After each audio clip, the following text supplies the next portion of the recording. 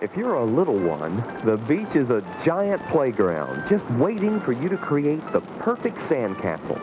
Fantasies just seem to pile up with the sand. If you're much older, the beach is still a place to try to create the perfect sandcastle, but with a twist. No, that's what I do for a living. It wasn't too many months ago, Barry Larkins and a couple of his friends met an old gentleman who was building a small castle.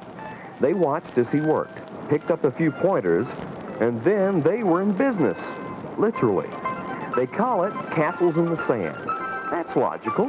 Well, about a year ago, we started building sandcastles on the beach. They weren't anything really like this, but we just started building little things, and then we started getting calls from businesses that wanted us to help promote their products. Being young and energetic, Barry, Steve Weinrich, and Steve Wochelski think big. The crowd changes every few minutes.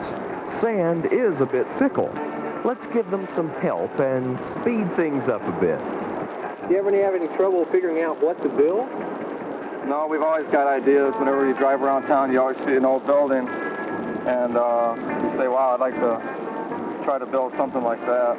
You always get the idea to come on down to the beach and try to do it out of sand. You ever hear somebody say, well, heck, I can do that? Oh, yeah, but we know if they could, they'd be doing it. You would think that just the castle would be enough. Of course it isn't. A little color here and there. Blue for the windows and the towers, yellow on the battlements. The sand begins to take on the soft tones of an old hand-tinted postcard, the kind our grandparents sent back when they visited the beach. There's poems about castles in the sand, and there's a song about castles in the sand.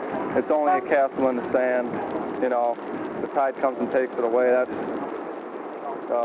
the type of art it is. You just have to accept it and just enjoy it while you're out here having a good time. It's taken a good 6 hours of work to complete.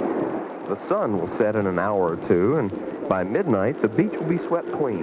But that's no problem. Barry Larkins is still dreaming about the perfect sandcastle, and he has all of Daytona Beach, Florida, to practice with. This is Andy Johnston.